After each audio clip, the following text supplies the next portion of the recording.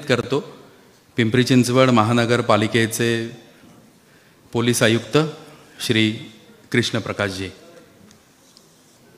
Youth Inspirators network आणि सकाळ ग्रुपचे माध्यमाने आयोजित हा युवा वॉरियर्स पुरस्कार सोहळा कार्यक्रमात उपस्थित असलेले सर्व मान्यवर, माननीय राज्यमंत्री श्री अदितीजी तटकरे, माननीय बाळासाहेब कदम,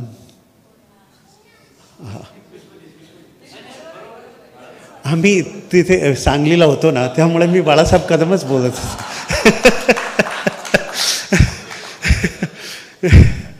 ओके ओके. मान्य कल्याणकर साहब, मान्य काळे साहब, मान्य सर्व जे इथे उपस्थित आहेत, तरटे साहब, जाधव साहब, पवार साहब, हे सर्वांचं मी ह्या कार्यक्रमामध्ये तर सर्व उपस्थित झालेले आहात आणि सत्कारार्थी, सत्कारमूर्ती. कबीर ने लिहिलेले आहे की वृक्ष कबहू न फल भकै, नदी न सींचे नीर, परामर्थ के कारणे साधुना धरा शरीर. वृक्ष स्वतःचा फल कधी खात नाही आणि नदी स्वतःचं जल कधी पीत नाही. तर बरेच लोक या जगात जे शरीर धारण केलेले आहे ते दुसऱ्यांसाठी धारण केलेले आहे. त्यापैकी आपण हे युवा वॉरियर्स आहात. तुलसीदासने म्हटलेले आहे की परहित सरिस धर्म नाही भाई, परपिळा नाही अदमाई. म्हणजे दूसरे की सेवा से बढ़कर कोई धर्म, कोई कर्तव्य नहीं है और दूसरे को पीड़ा पहुंचाने से बढ़कर कोई अधर्म या अकर्तव्य नहीं है.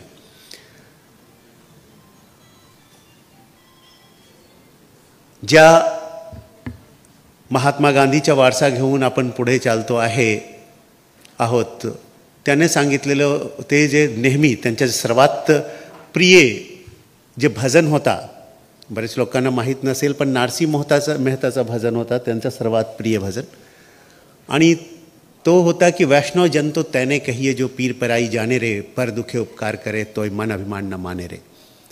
म्हणजे दुसऱ्यांच्या पीडा समजून घेणे आणि त्याच्यावर उपचार करण्याचा प्रयत्न करणे आणि उपचार केल्यानंतर, प्रयत्न केल्यानंतर त्याचा अभिमान नाही मानणे की हा मी केलेले आहे असा नाही समजणे, असे जे लोक असतात ते खरे वैष्णवजन असतात. 35 जिल्ह्यामधून आलेले 35 युवा वॉरियर्सच्या पराक्रम आपण आता ऐकलेले आहोत, काहीचे ऐकणार आहोत.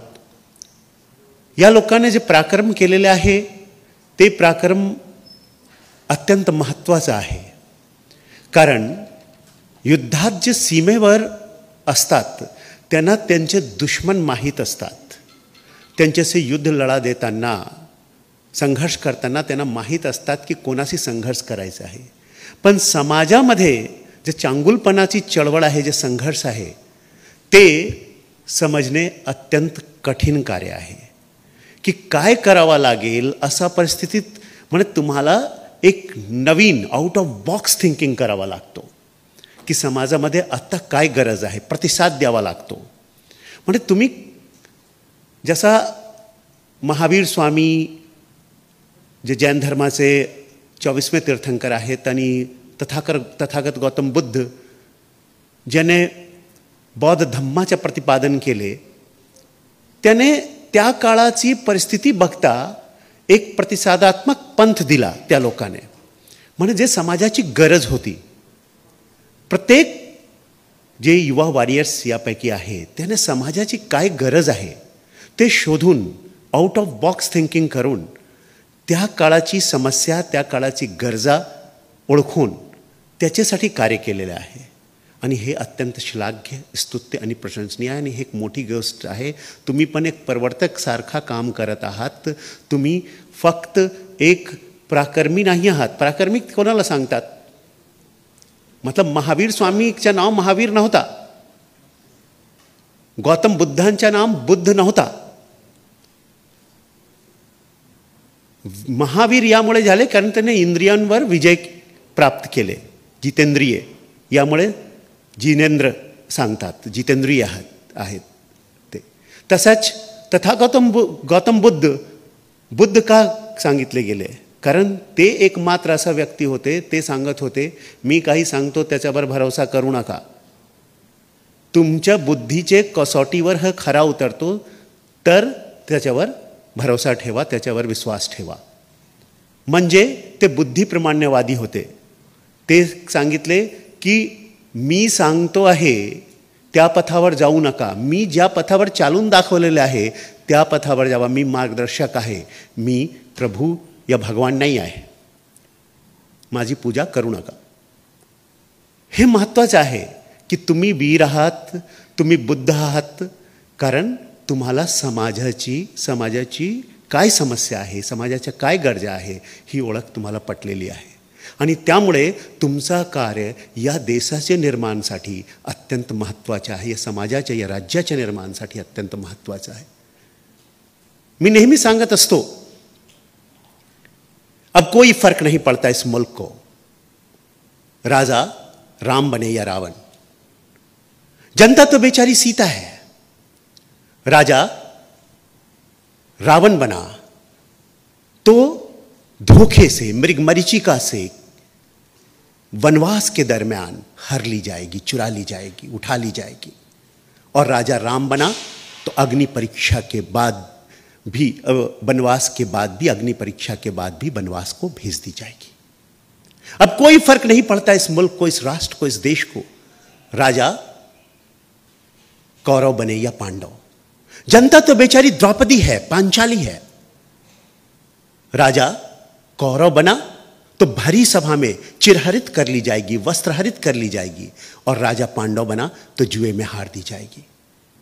अब राजा कौरव बना तो भरी सभा में चिरहरित कर ली जाएगी, वस्त्रहरित कर ली जाएगी.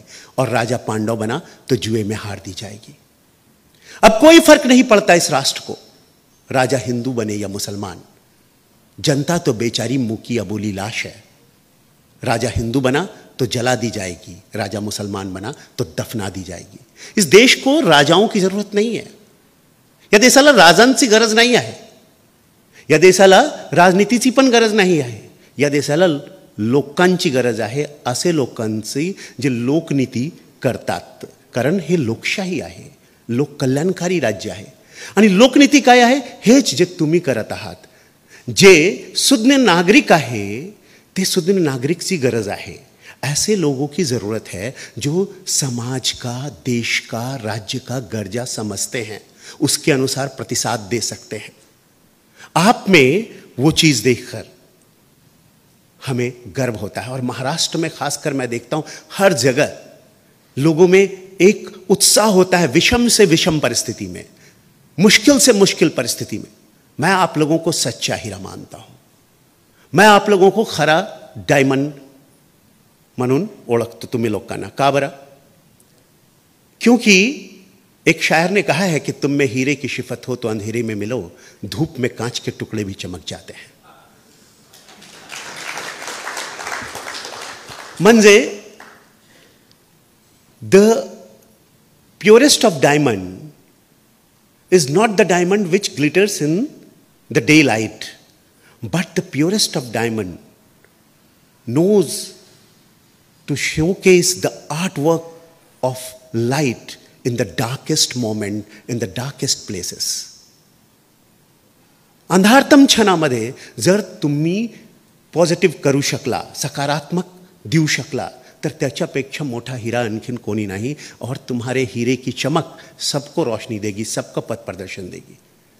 1937 साली प्रगतिशील साहित्य संमेलनचे नेतृत्व करत असताना त्याचे त्या काळाचे खूप प्रसिद्ध साहित्यकार होते मुंशी प्रेमचंद. त्याने लिहिले, सबसे बड़ा रहनुमा वो नहीं होता जो भीड़ के खड़े होकर उसके साथ आवाज़ में आवाज़ मिलाकर चिल्लाता है या बात करता है, बल्कि सबसे बड़ा रहनुमा वो होता है जो मशाल की तरह जलकर खाक क्यों ना हो जाए, आखिरी व्यक्ति को भी अपनी राह दिखाता है. तर तुम्ही तसे रहनुमा आहात, तसे नेतृत्व करते आहात.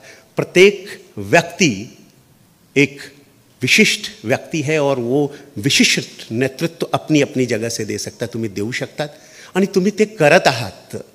पण as the last words which he kept, our first prime minister when died, he kept a note under his table, under the glass जो होता है उसमें उनका वो नोट था कि the woods are lovely, dark and deep, and we have promises to keep and miles to go before I sleep and miles to go before I sleep. तो अभी बहुत कुछ करना बाकी है. मिलो हमको, मिलो हमको, मिलो हमको जाना है. धन्यवाद. जय हिंद.